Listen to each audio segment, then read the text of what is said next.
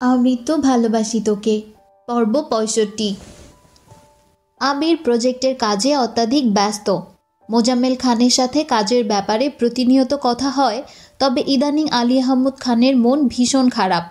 বাড়িতে কিংবা অফিসে কোথাও কারোর সাথে বেশি কথা বলেন না। তানভীর নিজের কাজের পাশাপাশি সময় পেলে মাঝে মধ্যেই আবিরের অফিসে যায়। রাকিব আর রাসেলকে যতটা সম্ভব সহযোগিতা করে। বিগত ৭ বছরের ন্যায় বর্তমানে আবির ব্যতীত খানবাড়ির পরিবেশ ততটা নিস্তব্ধ নয়। ১.৫ বছরেরও বেশি সময় আবির বাসায় থাকাতে সবার সঙ্গে সুসম্পর্ক বেশ মজবুত হয়েছে। আবির নিজের কাজ শেষ করে রুমে এসে ফ্রেশ হয়েই বাসায় কল দেয়। সারাদিনে ২ থেকে ৪ মিনিট কথা হোক বা না হোক, ঘণ্টাখানেক কথা বলাটা অভ্যাস হয়ে গেছে। আবিরের অনুপস্থিতিতে ১৭ দিন কেটে গেছে, অথচ এতদিনেও মেঘের সাথে সম্পর্কের উন্নতি হচ্ছে না। প্রথম ৮ থেকে ১০ দিনের মতো মেঘ আর কান্নাকাটি করে না, বরং আবিরকে জ্বালানোর নতুন নতুন পরিকল্পনা করে। আবির কাজের ফাঁকে মেঘের এসব কর্মকাণ্ড দেখে একা একাই হাসে। আবিরের হাসি দেখে কেউ কেউ হয়তোবা আবিরকে উন্মাদ ভাবে, তবে আবিরের সেদিকে বিশেষ মনোযোগ নেই। প্রজেক্ট আর মেঘ ব্যতীত আপাতত আবিরের মস্তিষ্কে অন্য কিছুই নেই। প্রাত্যহিক সকালে ঘুম ভাঙার পর মেঘের প্রথম কাজ ক্যালেন্ডারে গত হওয়া একটা দিন মার্ক করা। মেঘের মতো আবির ও প্রেয়সীর ক্রন্দনরত আদলে হাসি ফোটানোর তাগিদে সর্বক্ষণ দিন গুনছে। আজ সকাল থেকে মালিহা খান আর হালিমা খান রান্নাঘরে ব্যস্ত। আবিরের বড় মামিকে ডাক্তার দেখাতে ঢাকায় নিয়ে আসবে। তার বড় মামা আর মালাও আসবে। তাছাড়া মাইশা আর তার হাজবেন্ডকেও দাওয়াত দেওয়া হয়েছে। ইকবাল খান বেশ কিছুদিন যাবৎ চট্টগ্রামে আছেন, তাই মিম আদিকে নিয়ে আকলিমা খান নিজেই স্কুল মিটিংয়ে গেছেন। মেঘ ভার্সিটি থেকে বাসায় ফিরে ফ্রেশ হয়ে কেবল শুয়েছে। এর মধ্যে বড় মামি আর মালা বাসায় আসছে। ওনাদের কণ্ঠ শুনে মেঘ তাড়াতাড়ি নিচে আসছে। সালাম দিয়ে ভালো মন্দ জিজ্ঞেস করছে। মামি হাসি মুখে কথা বললেও মালা মুখ ফুলিয়ে রেখেছে। মেঘ মালার দিকে তাকিয়ে জোরপূর্বক জিজ্ঞেস করল, আপু কেমন আছো? মালা এবার বাধ্য হয়েই উত্তর দিল, ভালো, তুমি? মেঘ মুচকে হেসে উত্তর দিল, আলহামদুলিল্লাহ, খুব ভালো। মেঘ মালাদের পাশে সোফায় বসে চোখ বন্ধ করতেই গত বছর মাইশাপুর বিয়ের প্রতিটা ঘটনা চোখের সামনে জ্বলজ্বল করছে।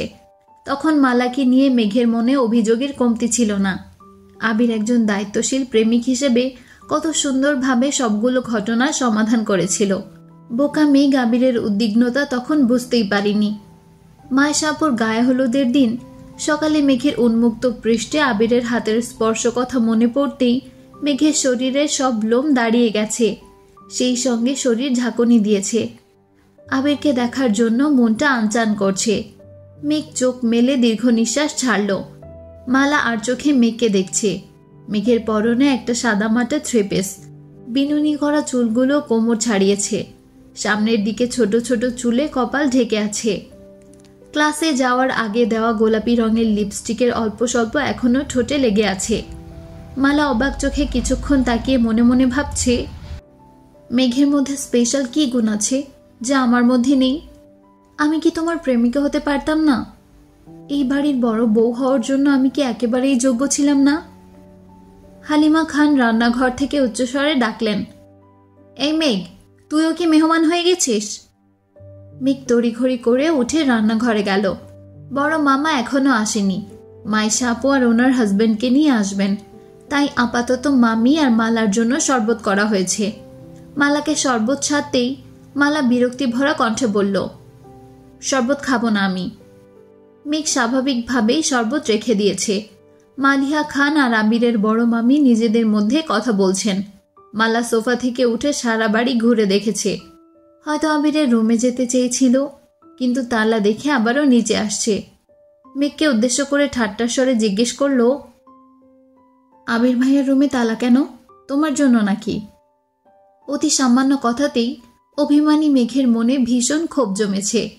গম্ভীর মুখের গাম্ভীর্যতা সরিয়ে ক্ষীণ হেসে ধীরকণ্ঠে বলল, উফ, ভাবতেই ভালো লাগে যে উনি আমার জন্য এতটা উদ্বিগ্ন। আমার ভয়ে উনি নিজের রুমে তালা দিয়ে গেছেন। আবির ভাই আমাকে এত ভয় পান? ওয়াও! মেঘের মুখে উল্টাপাল্টা কথা শুনে মালা বেশ বিরক্ত হলো। মেঘ ঢোক গিলে উষ্ণ স্বরে ফের বলল, রুমে তালা থাকুক কিংবা না থাকুক, ওনার শূন্য রুমের পূর্ণতা ওনাকে ছাড়া অসম্ভব। তাছাড়া রুমে তালা দিয়ে ভিনদেশে পাড়ি দিলেও ওনার মনটা তো আমার কাছেই রেখে গেছেন। মালা রাগান্বিত কণ্ঠে বলে উঠল, মানে? নাথিং। ইদানিং আবিরকে জ্বালাতে জ্বালাতে মেঘের স্বভাব খুব খারাপ হয়ে গেছে। মালাকে দেখেও খুব জ্বালাতে ইচ্ছে করছে। যেই ভাবনা সেই কাজ। মেঘ সোফায় বসে দুহাতে মালিহা খানের বাহু আঁকড়ে ধরে কাঁধ বরাবর মাথা এলিয়ে দিয়েছেন। মালিহা খান কথা থামিয়ে ডান হাতে মেঘের কপালে হাত রেখে উদ্বিগ্ন কণ্ঠে শোধালেন, কিরে, শরীর খারাপ নাকি?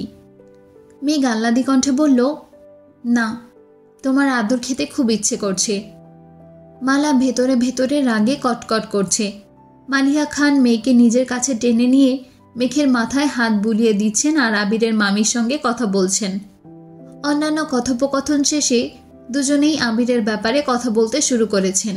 আবিরের মামি ঠান্ডা কণ্ঠে জিজ্ঞেস করলেন, আবিরের জন্য মেয়েকে পছন্দ করে রাখছো? মালিহা খান মলিন হেসে বললেন, মেয়ে কিভাবে পছন্দ করব? ছেলে তো বিয়ের জন্য রাজিই হয় না। আবিরের পছন্দ আছে নাকি? মালিহা খান উদাস ভঙ্গিতে বললেন, আমি আবিরকে জিজ্ঞেস করেছি ভাবি। আবিরের আব্বু সরাসরি কিছু না বললেও ছেলের পছন্দ আছে কিনা এ বিষয়ে উনি নিজেও কয়েকবার জানতে চেয়েছেন, কিন্তু আবির কিছুই বলেনি। উল্টো দু ভাইয়ের মধ্যে ঝামেলা সৃষ্টি করেছে। কি করেছে? একদিকে আবির বিয়েতে রাজি হয় না, অন্যদিকে মেঘের আব্বু মেঘের জন্য সম্বন্ধ দেখছে। এসব নিয়ে আবিরের আব্বু আর মেঘের আব্বুর মধ্যে কথা কাটাকাটি হয়েছে। এরপর থেকে দুই ভাইই নীরব। বিয়ে বিষয়ক আলোচনা বন্ধ। মেঘ বড় আম্মুর দিকে তাকিয়ে শক্ত কণ্ঠে প্রশ্ন করল, বড় আব্বু আর আমার আব্বুর মধ্যে ঝগড়া হয়েছে? কবে? আমি কোথায় ছিলাম? তেমন সিরিয়াস ঝগড়া না, কথা কাটাকাটি হয়েছিল। তোরা বাহিরে ছিলি, আমিও বিস্তারিত শুনিনি, আর তোর বড় আব্বু আমাকে তেমন কিছু বলেনি। মেঘ বোকার মতো কিছুক্ষণ তাকিয়ে রইল। মনে মনে ভাবছে, এই জন্যই কি আম্মু সেদিন বিয়ের কথা বলতে নিষেধ করেছিল? আবিরের আম্মু আর মামি এবারও নিজেদের মধ্যে গল্প করছেন। মেঘ সোফার পাশ থেকে নিজের ফোনটা হাতে নিয়ে লুকিয়ে আবিরকে মেসেজ লিখেছে, বড় মামি আর মালা আপু আমাদের বাসায় আসছেন। বড় মামি আপনার বিয়ের লেখা অসমাপ্ত রেখেই মেসেজ পাঠিয়ে দিয়েছে। ফোন উল্টিয়ে রেখে পূর্বের ন্যায় আবারও বড় আম্মুর গা ঘেঁষে বসেছে। মালিহা খান ধীরে সুস্থে মেঘের চুলে হাত বুলাচ্ছেন। 4 থেকে 5 মিনিট পরেই মেঘের হাতে থাকা ঘড়ি কম্পিত হচ্ছে। ঘড়ির স্ক্রিনে ভেসে উঠেছে, you receive a message from আমার আবির। মেঘ বুঝে ওঠার আগেই মালার নজর ঘড়িতে পড়ল। মালা কপাল গুটিয়ে রাগান্বিত দৃষ্টিতে মেঘের ঘড়ির স্ক্রিনে তাকিয়ে আছে। মেঘ ঘড়ির স্ক্রিনে তাকিয়ে নিজের অজান্তেই লাফিয়ে উঠেছে। আজ 17 দিন পর আবির মেসেজে রিপ্লাই করেছে। মহানন্দে মেঘের বুকের ভেতর হৃৎপিণ্ডটা ছটফট করছে। খুশিতে চোখের কোণে পানি চলে এসেছে। প্রিয় মানুষটা নিজের হাতে কিনে পরিয়ে দেওয়া ঘড়িটায় আজ সেই মানুষটার নাম ভেসে ওঠায় মেঘের উজ্জ্বল মুখশ্রী আরও বেশি ঝলমল করছে। মেঘ ফোন হাতে নিয়ে এলোমেলো পায়ে সিঁড়ি বেয়ে নিজের রুমের দিকে ছুটছে। মালা নির্বাক চোখে মেঘকে দেখছে। মালিহা খান তপ্তস্বরে বললেন, আস্তে যা, পড়ে যাবি তো। আবিরের মামি কপাল গুটিয়ে চিন্তিত কণ্ঠে বললেন, মেঘের হঠাৎ কি হলো, এভাবে ছুটছে কেন? মালিহা খান মৃদু হেসে বললেন, হো এমনই, ওর ছোটাছুটির কারণ লাগে না, হয়তো কিছু একটা মনে পড়েছে, এই জন্যই এভাবে ছুটছে, একটু পরেই চলে আসবে। মেঘ রুমে ঢুকেই উত্তেজিত হস্তে মেসেজ সিন করল। আবিরের ছোট্ট রিপ্লাই আসছে, আমার বিয়ের ব্যাপারে কি বলছে? মেঘের শরীর রীতিমতো কাঁপছে। ঠোঁটে স্মিত হাসি ফুটে উঠেছে। দু চোখ জল জল করছে। মেঘ গলা খাকারি দিয়ে আস্তে করে বলল, মিস্টার খান, আমি ঠিকই জানতাম এই কথা বললে আপনার রিপ্লাই আসবেই আসবে। মেঘ কাঁপা কাঁপা হাতে মেসেজ লিখছে, আপনার বিয়ের জন্য মেয়ে দেখার কথা বলছে। তাছাড়া মালাপু। আবিরের তৎক্ষণাৎ রিপ্লাই, মালা কি করেছে? আপনাকে মিস করছে। আমি রাগী ইমোজি পাঠিয়ে অতঃপর মেসেজ পাঠালো, ফাজলামো করবি না। মালা কি আজেবাজে কিছু বলেছে? কি বলেছে? মেঘের আর কোনো রিপ্লাই নেই। আবির পরপর মেসেজ দিচ্ছে, মেঘ রিপ্লাই করছে না। বাধ্য হয়ে আবির কল দিয়েছে। মেঘের বাম হাতে থাকা ঘড়ি আর ডান হাতে থাকা ফোন একসঙ্গে ভাইব্রেশন হচ্ছে। আবিরের কল দেখে মেঘ কিছু সময়ের জন্য থমকালো। বুকের বাঁ পাশে তীব্র কম্পন উপেক্ষা করে চোখ পিটপিট করে কল রিসিভ করলো। সঙ্গে সঙ্গে ওপাশ থেকে আবিরের রাগান্বিত কণ্ঠস্বর ভেসে আসছে। সমস্যা কি তোর? তেড়ামিটা কি তোর স্বভাব হয়ে গেছে? আমার অপছন্দ জেনেও অনবরত এই কাজগুলো করেই যাচ্ছিস। কথা অসম্পূর্ণ রাখার অভ্যাসটা কবে ত্যাগ করবি? মেঘ মোলায়েম কণ্ঠে শোধালো, কেমন আছেন? আমির রাগান্বিত কণ্ঠে হুঙ্কার দিল, তুই কি ভালো থাকতে দিচ্ছিস? মেঘ অভিমানী কণ্ঠে বলল, আমি কি আপনাকে খুব বেশি জ্বালাতন করি? আমির উত্তর না দিয়ে উল্টো প্রশ্ন করল, মালা কি বলেছে? মেঘ ঢোক গিলে ভেজা কণ্ঠে বলল, আমি আপনাকে খুব বেশি জ্বালাই। আমার অত্যাচারে আপনি নিজের রুমে তালা দিয়ে গেছেন, এমনটাই বুঝিয়েছে। আমির দীর্ঘ নিঃশ্বাস ছেড়ে রাশভারী কণ্ঠে বলতে শুরু করলো, রুমে প্রয়োজনীয় অনেক জিনিসপত্র এলোমেলো করে রেখে এসেছি। রুম খোলা রেখে আসলে যে যার মতো ঢুকে কাগজপত্র নষ্ট করে ফেলত। আর হ্যাঁ, তানভীরের কাছে চাবি আছে, যখন ইচ্ছে রুমে যাস। তবুও দয়া করে মানুষের কথায় গাল ফুলিয়ে কান্না করিস না প্লিজ। মেঘ আকুল কণ্ঠে বলে উঠল, আমার কান্না নিয়ে আপনার কত চিন্তা, তাহলে এতদিন কথা কেন বলেননি? তোকে বারবার বারণ করা সত্ত্বেও আমার কথা অমান্য করেছিলি কেন? তুই ভালোভাবেই জানিস আমি যা বলি তাই করি। তোকে এত বোঝানোর পরেও যেহেতু আমার কথা অমান্য করেছিস, তাই আমিও কথা বলিনি।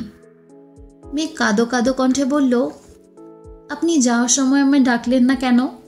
আমায় ঘুমের মধ্যে রেখে কেন চলে গিয়েছিলেন? এতটা হৃদয়হীন কিভাবে হতে পারলেন? আপনার বুক কি একটুও কাঁপল না? আমি ঢোক গিলে শীতল কণ্ঠে জবাব দিল, কেউ কি জানে তার একজোড়া ক্রন্দিত নেত্র আমার সুস্থ ব্রহ্মাণ্ডে তোলপাড় চালাতে সক্ষম। কান্না ভেজা ওই আখি যুগলের মুখোমুখি হওয়ার সামর্থ্য আমার ছিল না, তাই বাধ্য হয়ে হৃদয়হীনের মতোই পালিয়ে এসেছি। আমিরের ভেজা কণ্ঠস্বর কানে বাজতেই মেঘ নিজের চোখ মুছে আহ্লাদি কণ্ঠে বলে উঠল, কেউ কি জানে তার জন্য আমি কি পরিমাণ কান্না করেছি? কান্নারও পরিমাণ হয় বুঝি? তা কত বালতি পানি জমেছিল? মেঘ তড়িৎ বেগে জবাব দিল, 9 বালতি। আবির মলিন হেসে বলল, ইস, আর 1 বালতি হলে ভালো হতো। মেঘ আচমকা কান্না শুরু করেছে। আবির অতর্কিতে প্রশ্ন করল, এই কি হয়েছে, কান্না করছিস কেন?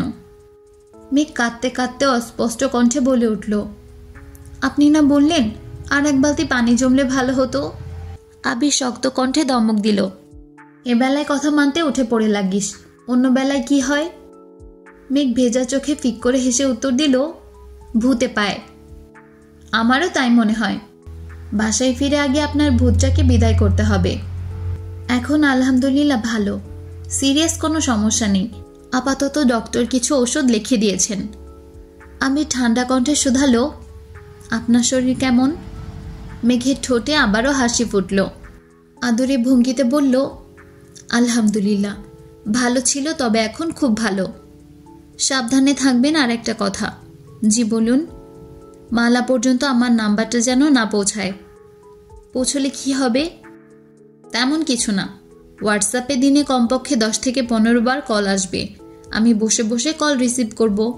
প্রতিদিন 1 ঘন্টা করে কথা বললে জাস্ট 10 থেকে 15 ঘন্টা কথা হবে। তারপর 8টা পর্যন্ত ঘুমাবো আর 1টা থেকে 2টা অন্য কাজ করব।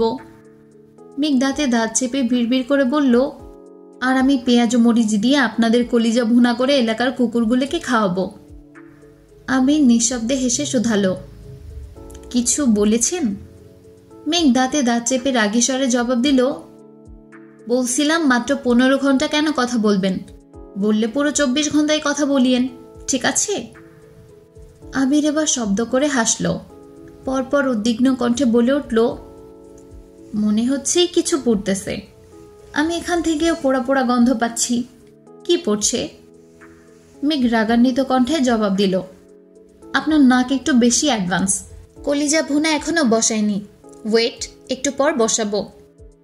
জিভ দিয়ে ঠোঁট ভিজিয়ে আবির মৃদুস্বরে বলল, ম্যাম, কলিজা ভুনায় মনে করে লবণ দিয়েন।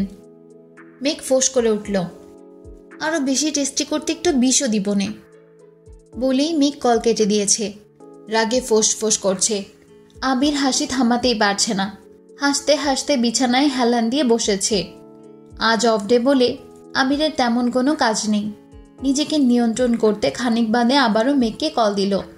কল বাজতে বাজতে শেষ পর্যন্ত মেঘ কল রিসিভ করলো। সঙ্গে সঙ্গে আবির মোলায়েম কণ্ঠে ডাকল, ম্যাম। মেঘ নিশ্চুপ। আবির আদুরে কণ্ঠে আবারও ডাকল, ম্যাম। আবিরের কণ্ঠে আদুরে ডাক শুনে মেঘের বুকের ভেতরে ধুকপুকানি বেড়ে গেছে। মন খারাপ, রাগ, অভিমান, খারাপ লাগা মুহূর্তেই সব ওধাও। অনুভূতিদের পাশ কাটিয়ে মেঘ কাট কাট গলায় প্রশ্ন করল, কিছু বলবেন? বলুন। বলছিলাম, রান্নার টেস্ট বাড়াতে বিষটা ব্যবহার না করলে হয় না? বিষ ব্যবহার করলে কি হবে? না মানে কেউ লবণ চেক করতে গেলে তো সারে সর্বনাশ হয়ে যাবে। মেঘ রাগে ফুঁসতে ফুঁসতে বলল, আপনি এসব বলতে আবারও কল দিয়েছেন? রাখছি আমি। আবির তড়িৎ বেগে ডাকল, শুনো। আমিরের মুখে তুমি সম্বোধন শোনা মাত্রই মেঘের দু চোখ প্রশস্ত হয়ে গেছে। মুহূর্তেই শ্বাস থেমে গেছে। হতভম্ব মেঘের মস্তিষ্কে অনুভূতিদের তোলপাড় চলছে। চোখের পাতায় জলজল করছে আবিরের হাস্যোজ্জ্বল আদলখানা। দুরু দুরু কাঁপছে বুক। চোখে মুখে রাগের রেশ মাত্র নেই। আবির তৎক্ষণাৎ ঠান্ডা কণ্ঠে বলল, অতি সামান্য কারণে যেভাবে রেগে যান, ভবিষ্যতে কি হবে ম্যাম? মেঘ চোখ কুচকে জানতে চাইল, কি হবে? সদা আতঙ্কজনক পরিস্থিতিতে থাকতে হবে। আবির চটজলদি গম্ভীর কণ্ঠে বলে উঠল, আবারও বলছি, মালা পর্যন্ত আমার নাম্বার পৌঁছালে সব দায়ভার আপনার, মনে থাকে যেন। মেঘ চিন্তিত কণ্ঠে শোধালো, বড় আম্মুর থেকে নাম্বার নিয়ে নিলে? আমি আম্মুকে বারণ করেছি, আম্মু কাউকে নাম্বার দিবে না। অন্য কারো কাছে নাম্বার চাওয়ার সাহস হবে না মালার। একমাত্র আপনিই আছেন, অনুগ্রহ করে আপনিও দিয়েন না। ও আচ্ছা, এই জন্যই বড় আম্মু আমাকে নাম্বার দিচ্ছিল না? তাতে কি, আমি তো নাম্বার দেখিয়ে মুখস্থ করে ফেলেছি। আমি কারো নাম উল্লেখ করিনি, তাই আম্মুও বুঝতে পারিনি। আপনি যে নাম্বার মুখস্থ করার পাবলিক এটা আমি জানি। তাছাড়া আমি নিজেই আপনাকে কল দিতাম, কিন্তু আপনার অসুস্থতার কথা শুনে কোনো ব্যাপার না। কিন্তু মালা আপু আমার কাছে নাম্বার চাইলে কি বলবো? এটাও আমায় শিখিয়ে দিতে হবে? না, একদমই না। এখন রাখি। আচ্ছা। মেঘ ফের বলল, শুনুন। জি ম্যাম, বলুন। রাতে কল দিলে রিসিভ করবেন নাকি আমারও রাগ করে বসে থাকবেন? আমির কপাল গুটিয়ে মৃদুস্বরে বলল, ফ্রি হয়ে মেসেজ দিয়েন। আরেকটা কথা। মেঘ কাপা কাপা গলায় আস্তে করে বলল, মেসেও। বলেই কল কেটে দিয়েছে। আমির মলিন হেসে ফোনের স্ক্রিনে তাকালো। মেঘের শাড়ি পরা একটা ছবি ফোনের ওয়ালপেপারে দেয়া। আমির অপলক দৃষ্টিতে ছবিটার দিকে তাকিয়ে আছে। অতর্কিতে হাসি থামিয়ে কম্পিত কণ্ঠে বলল, my dear sparrow, I feel empty without you. কথা শেষ করে মেঘ আবারও নিচে নামলো। ততক্ষণে মাইশারা চলে আসছে। মাইশাকে দেখেই মেঘ ছুটে গেল। মাইশা হালকা রঙের একটা জামদানি শাড়ি পরে এসেছে। 4 মাসের অন্তঃসত্ত্বা হওয়ায় আগের থেকে বেশ কিউট লাগছে। মেঘ আপুকে ভালোভাবে পরখ করে আহ্লাদি কণ্ঠে বলল, ভাগনা অথবা ভাগ্নিকে সর্বপ্রথম আমি কোলে নিতে চাই। আদির পর থেকে আমি এখনো কোনো ছোট বাবু কাছ থেকে দেখিনি। আমাকে জানাবেন প্লিজ। মাইশা আর তার হাজবেন্ড একসঙ্গে হেসে উঠল। ভাইয়া বললেন, ইনশাল্লাহ, বাবুকে প্রথমে তোমার কোলেই দিব। ইনশাল্লাহ। মাইশারা সারাদিন শেষে বিকেলের দিকে বাসার উদ্দেশ্যে রওনা দিয়েছে। মামা মামিরাও বাড়িতে চলে যাবেন। আলী আহমদ খান আর মোজাম্মেল খান অফিসে থাকলেও দুপুরে বাসায় এসে সবার সঙ্গে খাওয়া দাওয়া করেছেন। যাওয়ার আগে আগে মালা হঠাৎ মেঘকে ঢেকে শক্ত কণ্ঠে বলল, আমির ভাইয়ার নাম্বারটা দাও তো।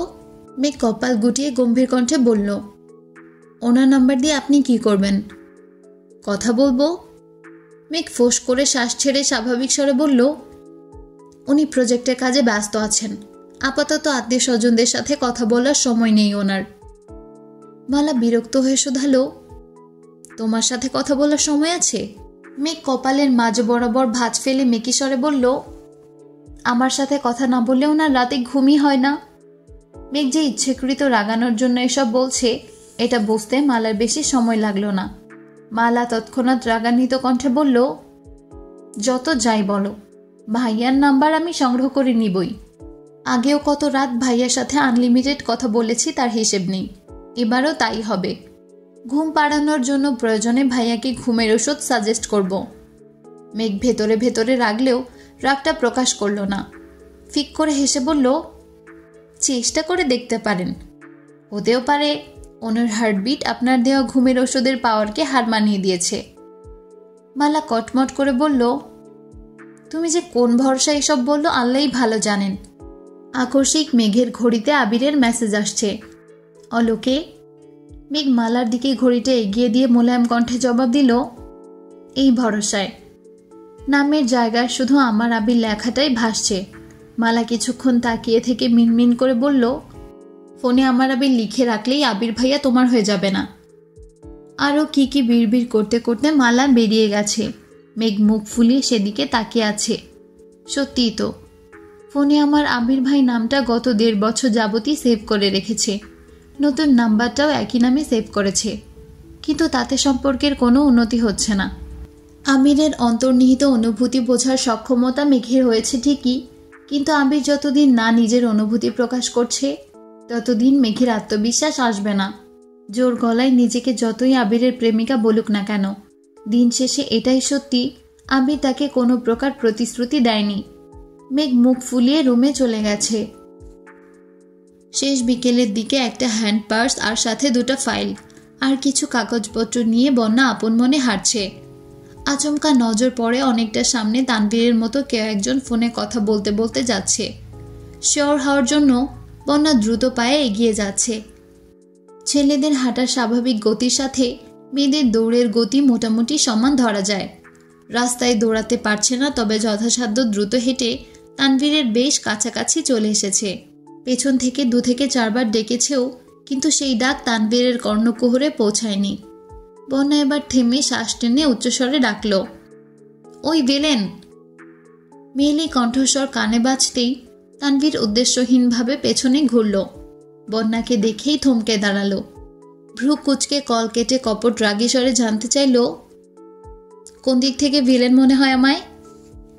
কখন থেকে ডাকছিলাম, আপনি শুনছিলেনই না, তাই বাধ্য হয়ে ডাকলাম। হঠাৎ আমাকে ডাকার কারণ? এমনি।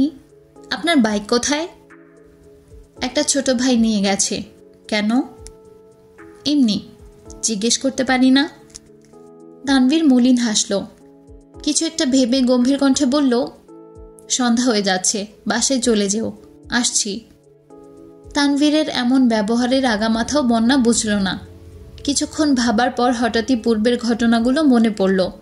বন্যা সহসা ডাকল, এই যে। তানভীর ঘাড় ঘুরিয়ে বিমূঢ় দৃষ্টিতে বন্যার দিকে তাকালো।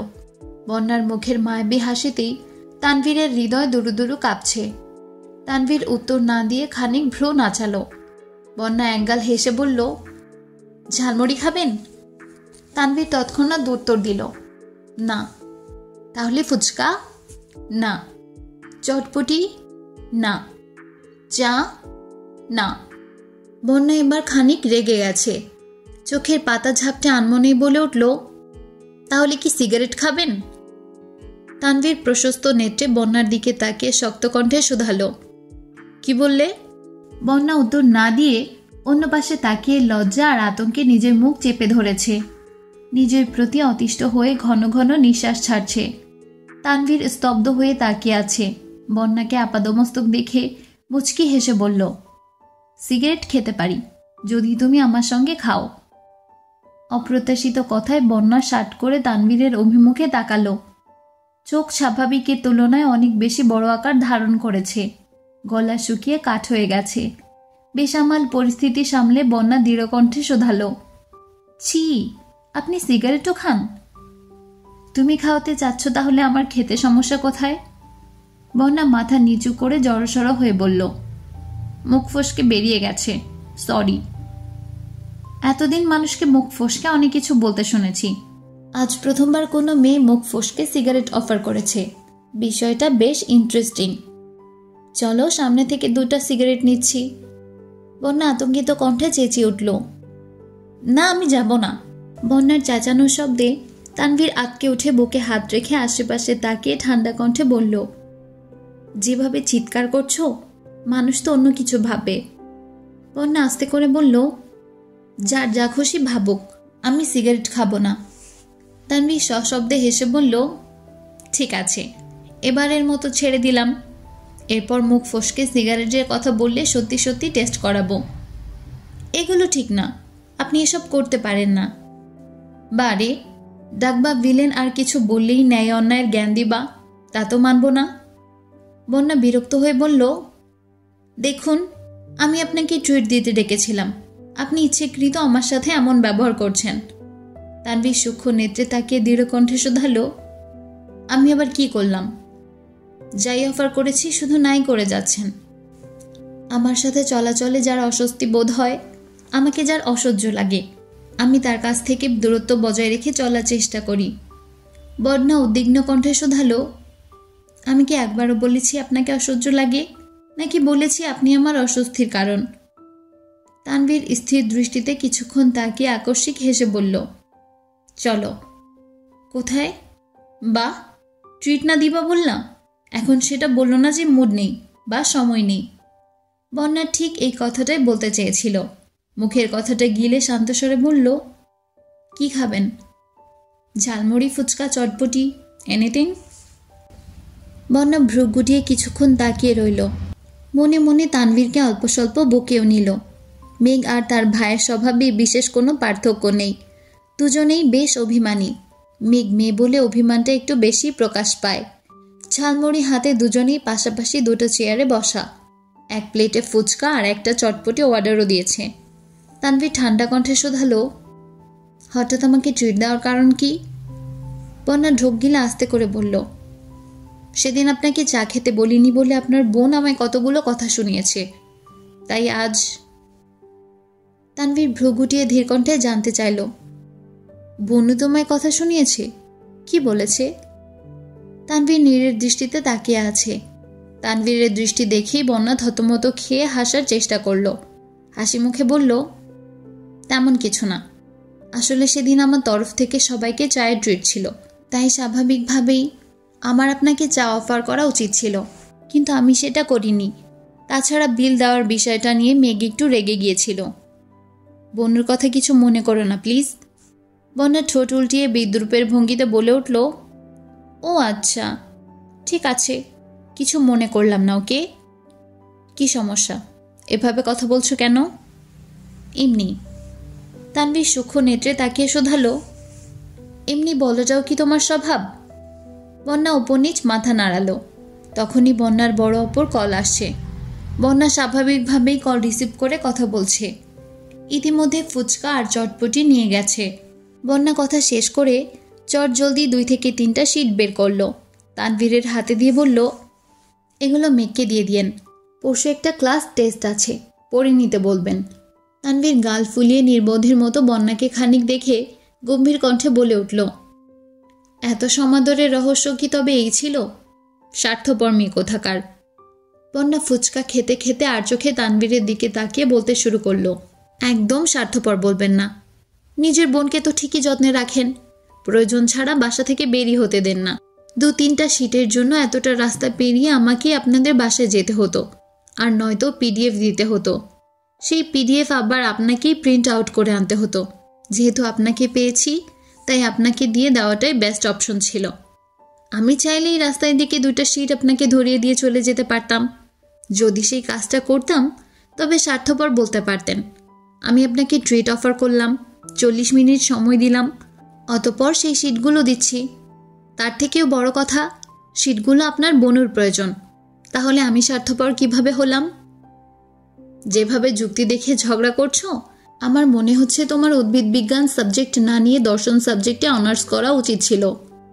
বন্যা ভ্রুকুচকে প্রশ্ন করল, আমি ঝগড়া করছি? তানভীর ঠোঁট চেপে হেসে বলল, এটাকে অবশ্য ঝগড়া বলে না, তবে তর্কের বিবাদ বলা যায়। বন্যা সেসবে পাত্তা না দিয়ে ফুচকা খাচ্ছে। তানভীর টুকটাক ফুচকা খেতে পারলেও আর চটপটি নিয়েছে, কারণ 1 প্লেট ফুচকা একা শেষ করা তানভীরের পক্ষে সম্ভব না।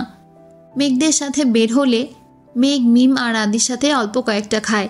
আজ আগে ভাগেই চটপটিটা বেছে নিয়েছে। বন্যা ফুচকা শেষ করে উঠতে উঠতে বলল, আপুদের জন্য একটা পার্সেল নিয়ে বিলটা দিয়ে আসছি, আপনি বসুন। তানভীর তৎক্ষণাৎ বলে উঠল, বিলটা আমি দেই। বন্যা রাগি রাগি মুখ করে তাকাতেই তানভীর ঢোক গিলে শান্ত কণ্ঠে বলল, ঠিক আছে, আমি বসছি, বিলটা তুমি দিয়ে আসো। বন্যা মুচকি হেসে চলে গেছে। বিল দিয়ে এসে তানভীরের হাতের শিটগুলো আবারও দেখে নিল। পার্স আর শিটগুলো হাতে নিতে নিতে শীতল কণ্ঠে বলল, সরি, সময়ের অভাবে চা খাওয়াতে পারছি না, অন্য কোনো দিন খাওয়াবো ইনশাল্লাহ। তানভীর মুচকি হেসে বলল, চা কিন্তু তোমার হাতে বানানোর হতে হবে। দেখা যাক, আসছি। আমি এগিয়ে দিয়ে আসি। তার কোনো দরকার নেই, আপু নিয়ে যাবে আমাকে। সাবধানে যেও। আচ্ছা, আপনিও।